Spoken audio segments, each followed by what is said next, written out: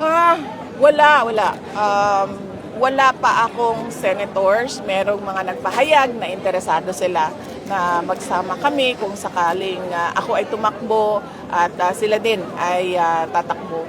Pero kung sasabihin mo na meron na talagang listahan at meron na talagang usapan, walang ganoon para sa senators list sa elections sa 2028. Vivi, can you name them po?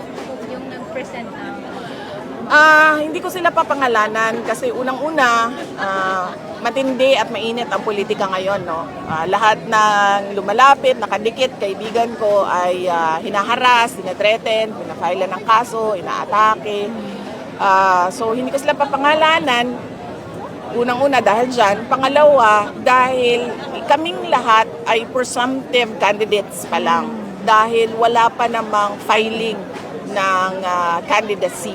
So hindi natin alam kung matutuloy ba talaga yung pagtakbo nila or hindi. Antayin natin sa darating na, at malapit na yon, darating ng period of filing ng candidacy sa susunod na. Yan, hanggang doon lang. Sa susunod na taon. Last na lang, VP, kailan ang right time na i-declare mo yung vice president mo? Running mate mo yung right time, kailan?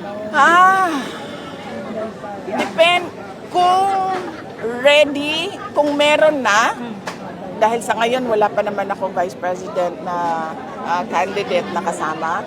Kung meron na at ready na siya na magpahayag na siya ay tatakbo bilang vice president. Thank you. Thank you, ma'am.